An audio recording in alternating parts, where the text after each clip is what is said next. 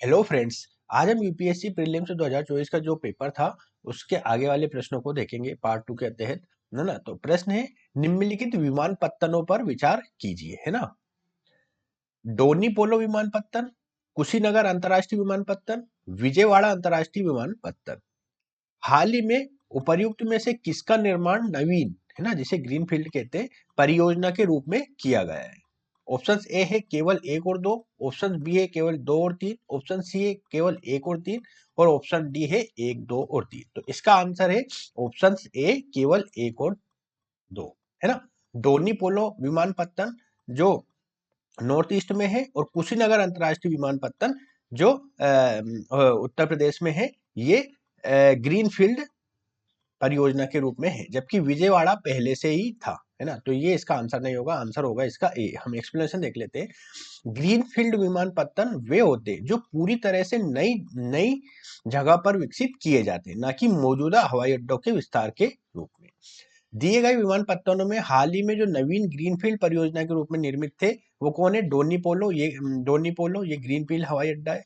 कुशीनगर अंतर्राष्ट्रीय विमानपत्तन ये भी ग्रीनफील्ड हवाई अड्डा है, ठीक है। और विजयवाड़ा पहले से ही मौजूद था, इसलिए ये ग्रीनफील्ड परियोजना का हिस्सा नहीं है, ठीक है। तो इसका आंसर हो जाएगा ऑप्शन ए केवल एक और दो। नेक्स्ट प्रश्न आता है, जल वाष्प, है ना, जल वाष्प के संदर्भ में निम्नलिखित में से कौन सा कथन सही है? ये एक गैस है जिसकी मात्रा ऊंचाई के साथ घटती है ना। ये दूसरा है, ध्रुवों पर इसका प्रतिशत अधिकतम है। नीचे दिए गए कूट का प्रयोग कर उत्तर चुनिए। ऑप्शन ए है केवल एक, ऑप्शन बी है केवल दो, ऑप्शन सी है एक और दो दोनों, और ऑप्शन डी है ना तो एक ना दो। तो इसका सही आंसर है ऑप्शन ए केवल एक। Option A is correct answer, है ना। मतलब जलवाष्प से गैस है और जिसकी मात्रा क्या है, ऊंचाई के साथ घटती जाती है, और ध्रुवों पर इसका प्रतिशत न्यूनतम होता है लगभग, है ना। तो दूसरा स्टेटमेंट गलत है, पहला सही है। हम देख लेते हैं एक्सप्लेनेशन में, है ना। जलवाष्प वायुमंडल में गैस है और इसकी मात्रा ऊंचाई के साथ कम होती जाती है ना। ध्रुवों पर इसका प्रतिशत अधिकतम होता है, ये वाला स्टेटमेंट गलत है ना। जलवाष्प की मात्रा ध्रुवों पर न्यूनतम होती है। जलवाष्प की मात्रा तापमान से प्रभावित होती है, और ध्रुवों पर कम तापमान के कारण जलवाष्प की मात्रा कम होती है ना। तो इसका आंसर हो जाएगा केवल एक। नेक्स्ट क्वेश्चन आता है, निम्नलिखित विवरणों पर विचार कीजिए, है ना। निम्नलिखित विवरणों पर विचार कीजिए। पहला है, तापमान की वार्षिक और दैनिक सीमा रेंज जिसे हम कहते हैं निम्न है। वर्ष भर वर्षण होता है। वर्षण में भिन्नता 50 सेंटीमीटर से 250 सेंटीमीटर के मध्य होती है ना, मध्य होती है। तो ये किस प्रकार की जलवायु है? आपको ये तीनों कंडीशन जिस जलवायु में फिट होती है उसका बताना है। पहला है विषुवत रेखीय, है ना, विषुवतीय जलवायु। दूसरा विकल्प है चीन प्रकार की जलवायु। तीसरा है आर्द्र उपोष्ण कटिबंधीय जलवायु।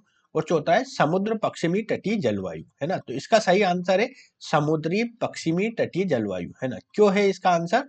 ऑप्शन डी हम आइए देखते। तापमान की वार्षिक और दैनिक सीमा कम होने, वर्ष भर बारिश होने, और सालाना बारिश 50 से 250 सेंटीमीटर के बीच होने की स्थिति समुद्र पश्चिमी तटीय जलवायु कहलाती है ना। जबकि आप देखेंगे कि विषुवत रेखीय जलवायु भी इसके काफी करीब होती है ना। परंतु इससे क्यों नहीं होती है हम ये देखते हैं, क्योंकि यहाँ पे जो वर्षा होती है वो 50 से 250 सेंटीमीटर, मतलब न्यूनतम जो 50 सेंटीमीटर नहीं होती है, इसमें काफी ज्यादा वर्षा होती है। तो इसकी रेंज यहाँ पे ये फिट नहीं हो रही है, इसलिए इसको विषुवत रेखीय जलवायु आंसर नहीं माना है। जबकि यहाँ भी वर्ष पर उच्च वर्षा होती है, तापमान की वार्षिक और दैनिक सीमा बहुत कम होती है। परंतु जो तीसरा कथन है उसकी वजह से ये गलत हो जाएगा, विषुवत रेखीय जलवायु, ठीक है। अन्य देखे जैसे चीन प्रकार की जलवायु, मानसूनी प्रभाव होता है, गर्म ग्रीष्मकाल और ठंडे शीतकाल होते हैं, है ना। ठंडे शीतकाल होते हैं, वर्ष पर वर्षा होती है लेकिन तापमान सीमा अधिक होती है ना। इसलिए ये पूरी तरह से फिट नहीं होता है चीन प्रकार की जलवायु। आर्द्र उपोष्ण कटिबंधीय जलवायु को देखें तो गर्म आर्द्र ग्रीष्मकाल और ठंडे शीतकाल होते हैं। वर्ष भर वर्षा होती है। वर्षा 50 और 200 सेंटीमीटर के बीच हो सकती है ना, हो सकती है। परंतु ये कथन भी पूरी तरह से सही नहीं होगा, ये सही नहीं लिखा है इसमें, है ना। इसलिए ये है ना। इसलिए इसका सही आंसर क्या होगा, एक सेकेंड, समुद्री पश्चिमी तटीय जलवायु, है ना। विषुवत रेखी नहीं होगा, क्यों नहीं होगा, क्योंकि इसकी 250 से 200 सेंटीमीटर के मध्य वर्षा नहीं होती, अन्य 2 फीट होते परंतु तीसरा फीट नहीं होते। चीन प्रकार भी नहीं होगी, है ना। आर्द्र उपोष्ण कटिबंधीय भी इसमें फिट नहीं होगी, ठीक है। तो चौथा इसका ये तीनों कंडीशन है, समुद्र पश्चिमी तटीय जलवायु फिट हो रहा है, इसलिए इसका आंसर है ऑप्शन डी, है ना। इसको आप एक विषुवत रेखी जलवायु से कंफ्यूजन हो सकता है, परंतु जो तीसरा कथन है कि वर्षा की भिन्नता 50 सेंटीमीटर से 250 सेंटीमीटर की रेंज में होती है, इसकी वजह से ये गलत हो जाएगा, इसका विषुवत रेखी जलवायु, है ना। तो इसका सही आंसर है समुद्र पश्चिमी तटीय जलवायु। नेक्स्ट आता है कोरियोलिसिस बल के संदर्भ में निम्नलिखित में से कौन सा कथन सही है।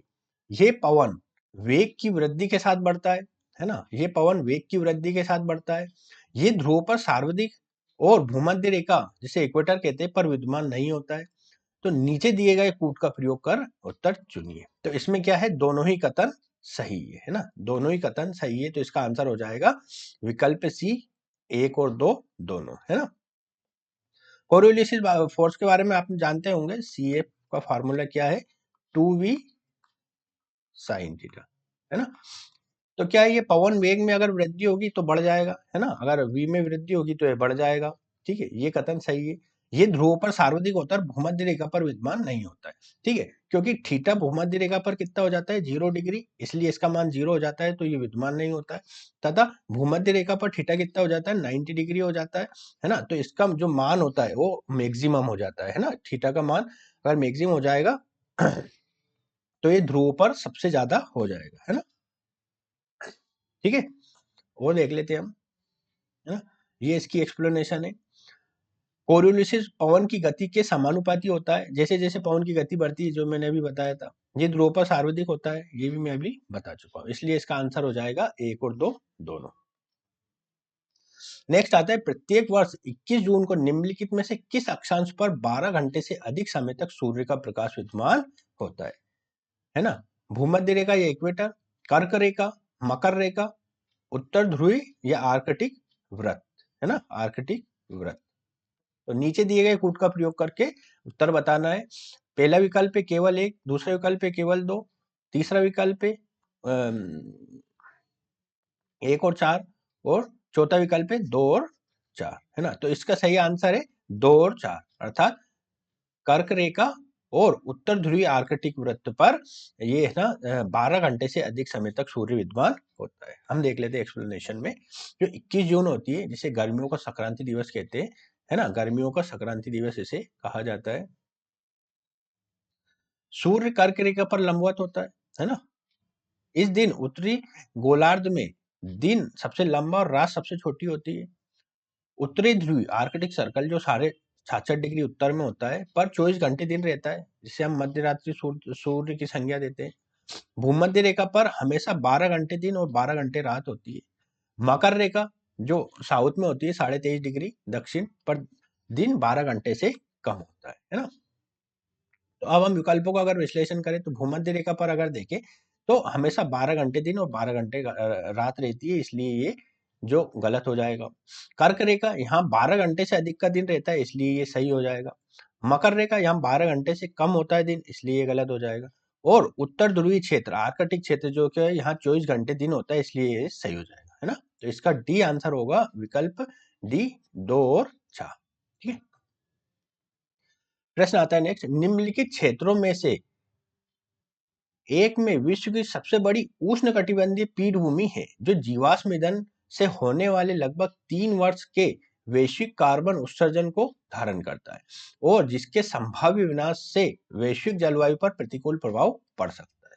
निम्नलिखित में से कौन सा उस क्षेत्र को द्योतित करता है ना। Amazon basin, Congo basin, Kikori basin या रियोडी लाप्लाटा बेसिन, है ना। तो इसका सही आंसर है ये कांगो बेसिन, ऑप्शन बी, है ना। ऑप्शन बी इसका सही आंसर है, यहाँ बी लिखा नहीं है, ऑप्शन बी इसका सही आंसर है कांगो बेसिन। दुनिया की सबसे बड़ी उष्णकटिबंधीय पीठभूमि कांगो बेसिन है। ये बेसिन जीवाश्म ईंधन से होने वाले लगभग 3 साल के वैश्विक कार्बन उत्सर्जन को धारण करता है, और अगर ये बेसिन नष्ट हो जाए तो इससे वैश्विक जलवायु पर हानिकारक प्रभाव पड़ सकता है ना। तो कांगो बेसिन इसका आंसर होगा। नेक्स्ट प्रश्न है 70। कई उपभोक्ता उत्पादों के निर्माण के लिए प्रयुक्त होने वाले परफ्यूरेकिल और पॉलीफ्लोरोएकिल पदार्थ है ना, जिसे हम पीएफएस कहते हैं, के संदर्भ में निम्नलिखित कथनों पर विचार कीजिए। पहला है पीएफएस पेयजल, खाद्य और खाद्य पैकेजिंग सामग्रियों में व्यापक रूप से पाए जाते हैं। दूसरा कथन है पीएफएस पर्यावरण में आसानी से निम्नीकृत नहीं होते हैं। तीसरा कथन है पीएफएस लगातार संपर्क के परिणाम स्वरूप जंतुओं के शरीर में जैव संचय हो सकता है। उपर्युक्त कथनों में से कौन सा कथन सही है? ऑप्शन ए है 1 और 2, ऑप्शन बी है 2 और 3, ऑप्शन सी है केवल 1 और 3 और ऑप्शन डी है 1 2 3। तो इसका आंसर हो जाएगा 1 2 3, मतलब सभी जो कथन है सही है। देखते हैं क्यों सही है। जो परफ्यूल पीएफएस होते हैं, है ना, जो खाद्य, जो पेयजल, खाद्य और खाद्य पैकेजिंग की सामग्री पर व्यापक रूप से पाए जाते हैं ना। आपने देखा होगा कि बहुत सारी चीजों पर जो प्लास्टिक चीजें होती है उन पर ये पाया जाता है ना। और ये पर्यावरण में आसानी से निम्नीकृत या जिसे कहते हैं डिग्रेडेड नहीं होते, है ना, क्योंकि ये स्थिर यौगिक होते हैं और पर्यावरण में आसानी से विघटित नहीं होते। ठीक है।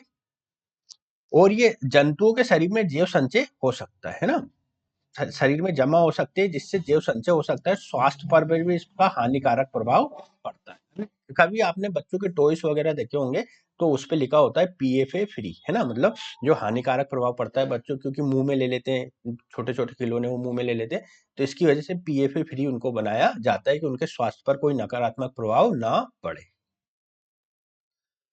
नेक्स्ट क्वेश्चन आता है क्वेश्चन नंबर 18। निम्नलिखित पर विचार कीजिए। केराबाइट बीटल्स, कांतर जैसे सैंडीपीड्स कहते हैं, मक्खियां, दीमक, बर्र जिसे वास्प कहते हैं, उपयुक्त जीवों में से कितने प्रकार के परजीव्याभ्य जातियां, है ना, पैरासाइट स्पीशीज होती है? तो केवल 2, केवल 3, केवल 4 और केवल 5। तो इसका आंसर है केवल 3। तो वो 3 कौन कौन सी, आइए हम देखते हैं, है ना। पहले तो परजीव्याभ्य या पैरासाइट ऐसे जीव होते हैं जो अपने जीवन चक्र के एक हिस्से में दूसरे जीवों पर निर्भर करते हैं, है ना, और अंततः उन्हें मार देते हैं। केराबाइट बीटल्स, है ना, केराबाइट बीटल्स, मक्खियां और बर्र, है ना, में परजीव्याभ्य जातियां पाई जाती हैं। किन किन में पाई जाती है? केराबाइट बीटल, है ना, किस में पाई जाती है? केराबाइट बीटल फर्स्ट, मक्खियां, मक्खियों में पाई जाती है ना, मक्खियों में पाई जाती है, और बर्र जिसे वास्प कहते हैं इसमें पाई जाती है ना? कांतर जिसे सेंटीपीड कहते हैं, दीपक में परजीव्याभ्य जातियां नहीं पाई जाती। तो इसका आंसर क्या हो जाएगा? केवल 3 वाला जो ऑप्शन है, b, option b is correct. ठीक है। अब आते हैं हम 19 नंबर क्वेश्चन पे। निम्नलिखित पौधों पर विचार कीजिए, है ना। पहला है मूंगफली, दूसरा है कुल्थी जिसे हास ग्रास कहते हैं, और तीसरा है सोयाबीन। तो उपयुक्त में से कितने मटर कुल, है ना, मटर कुल फैमिली के हैं? तो पहला है केवल 1, दूसरा है केवल 2, तीसरा है सभी 3 और चौथा है कोई नहीं। तो इसका आंसर हो जाएगा सभी 3, आंसर सी, है ना। मतलब जो मटर कुल फैमिली होती है वो मूंगफली भी होती है, कुल्थी भी होती है और सोयाबीन भी होती है ना।